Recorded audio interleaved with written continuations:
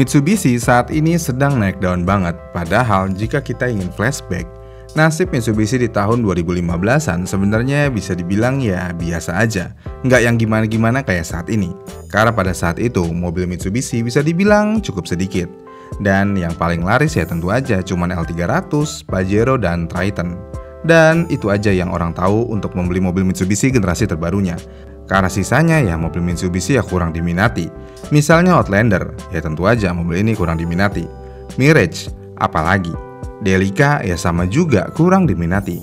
Jadinya ya orang-orang yang pakai Mitsubishi cuman orang-orang tertentu aja. Palingan kalau mau pakai Mitsubishi ya mobil-mobil gen lamanya. Misalnya kayak Lancer Series, Galant, dan lainnya.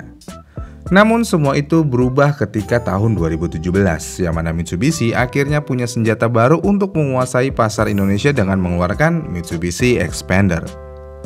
Mitsubishi memperkenalkan Xpander pada tahun 2017. Pada kemunculannya, mobil ini langsung menarik perhatian. Apalagi Mitsubishi menambahkan embel-embel kalau mobil ini adalah baby Pajero. Ya semakin-makin orang-orang ingin membeli mobil ini.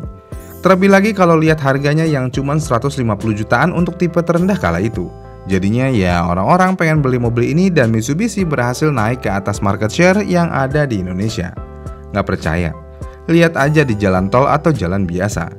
Dalam waktu kurang dari 3 menit, minimal kalian akan menemukan setidaknya 5 mobil Xpander dari berbagai tipe. Jadi iya, Xpander adalah kesuksesan Mitsubishi terbesar di era modern. Melihat kesuksesan ini, akhirnya perusahaan yang memiliki saham di Mitsubishi yaitu tentu aja Nissan yang memiliki saham sebesar 34,07% waktu itu ingin membuat mobil yang serupa seperti Xpander agar bisa menaikkan penjualan mobilnya di Indonesia. Dan iya, Nissan akhirnya mengeluarkan Livina yang mirip Xpander atau yang biasa kita sebut Livander pada tahun 2019. Ketika diluncurkan, kebanyakan orang awam yang nggak tahu kalau Nissan punya saham cukup besar di Mitsubishi pasti berpikir, Nissan ngikut-ngikutin Mitsubishi aja agar mobilnya laku. Tahu sendiri kan kondisi Nissan saat itu di Indonesia bagaimana? Ya, mengenaskan. Nissan sangat berjuang untuk bertahan di pasar Indonesia yang sangat kompetitif ini. Namun sayangnya, strategi ini dinilai oleh kebanyakan orang cukup gagal. Karena mau bagaimanapun, Livander ternyata kurang laku yang pada akhirnya Nissan harus menghentikan produksiannya untuk sementara di Indonesia.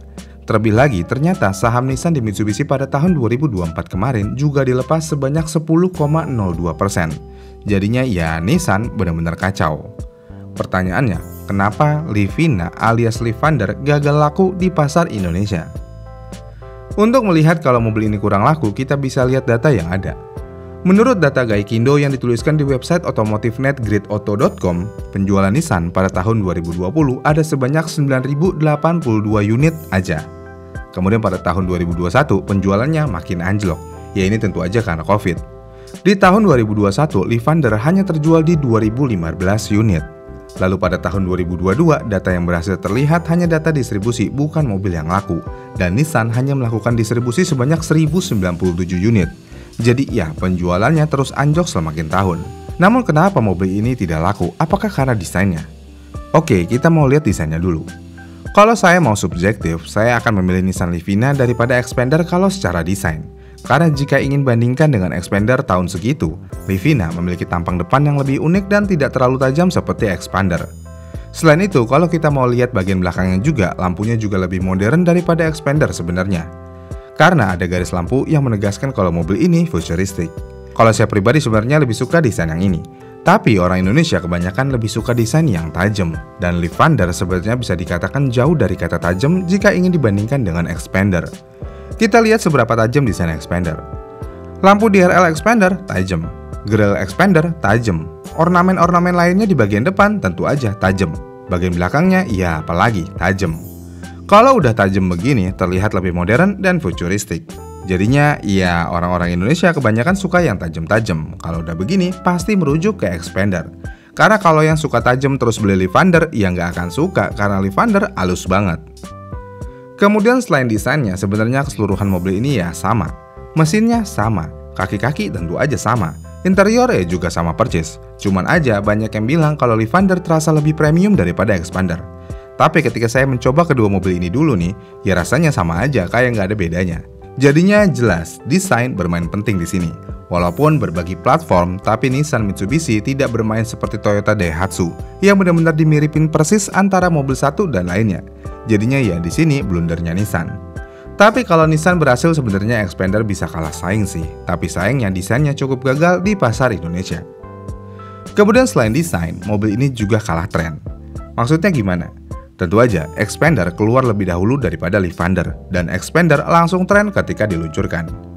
Bagaimana bisa Xpander jadi tren saat itu? Ya bagaimana tidak, pada tahun 2017 mobil di kelas ini desainnya ya cukup monoton, gitu-gitu aja. Apalagi kalau kita mau ngomongin mobil paling laku di kelas ini yaitu Avanza. Avanza pada tahun 2017 tampilannya ya kayak gini, jadinya ya bosen banget. Dari tahun 2004 kayaknya gitu-gitu aja bentukannya. Dan ketika Xpander keluar, Xpander langsung bisa merubah pasar dengan desainnya. Dan tren mobil tajam langsung dimulai di sini. Apalagi Mitsubishi melakukan branding dan periklanan untuk Xpander sangat kuat. Jadinya ya Xpander bisa bikin trennya sendiri. Dan Nissan yang dinilai mengikuti jejak Xpander tidak begitu diterima di masyarakat karena dirasa kebanyakan orang Nissan hanya ikut-ikutan tren aja. Jadinya ya Nissan Lyfander ketinggalan tren.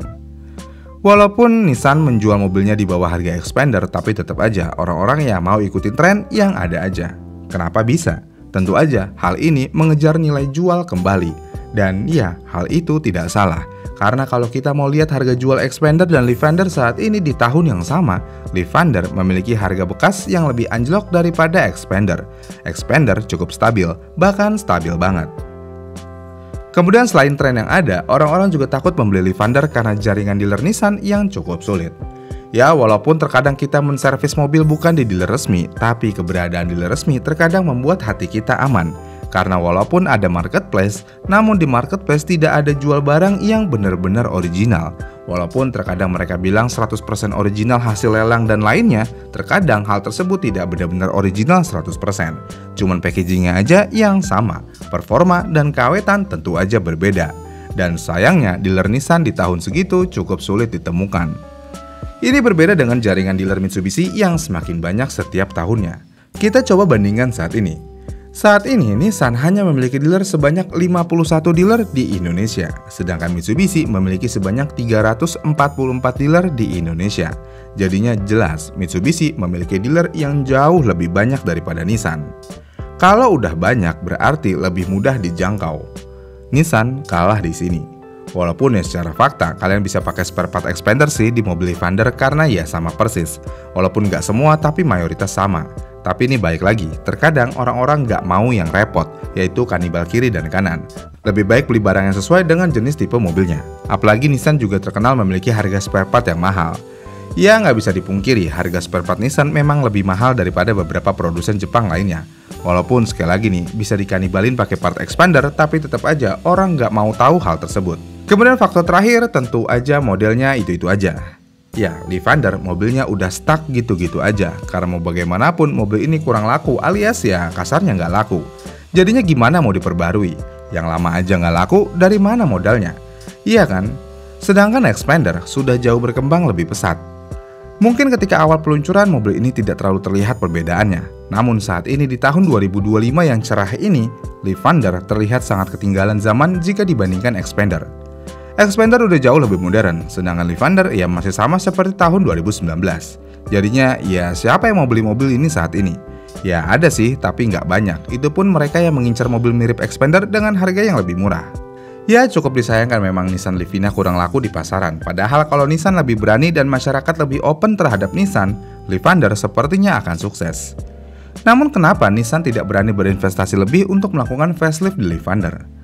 Jawabannya menurut Nissan ingin berfokus pada mobil listrik. Mobil listrik menurut Nissan saat ini sudah digemari oleh kebanyakan orang, dan tren akan berubah. Dan Nissan Global sendiri sudah berfokus pada hal ini juga, yang mana rencananya pada tahun 2030 nanti Nissan akan meluncurkan 23 mobil baru, di antaranya 15 mobil EV dan sisanya Battery Electric Vehicle atau BEV. Dan iya, Nissan sangat serius akan hal ini, makanya mereka merger dengan Honda dan membawa Mitsubishi. Jadi ya jelas Nissan tidak terlalu berfokus pada mobil combustion lagi saat ini, karena mereka sudah tahu mereka kalah saing. Namun apakah Lyfander ini jelek? Jawabannya tentu aja tidak. Buat kalian yang lagi nyari mobil MPV, sebenarnya ini mobil layak banget dibeli. Apalagi kalau mau ngomongin pasar bekasnya. Livander sangat layak dibeli buat kalian yang nggak mau ngeluarin duit lebih untuk membeli Xpander. Nggak usah lihat desain yang kayak gimana-gimana, Xpander di tahun yang sama juga udah begitu desainnya, ketinggalan zaman. Saat ini ya sebenarnya udah sama aja seharusnya. Jika kita lihat harga mobil Livander tahun 2019 di marketplace, harganya mulai dari 160 jutaan. Bisa nego tentunya, kalau nego kalian bagus, kalian bisa dapat harga di 150 jutaan. Sedangkan Xpander tahun 2019-an harganya dimulai dari 180 jutaan lebih. Senego-negonya paling tetap di 180 jutaan, nggak akan turun banyak.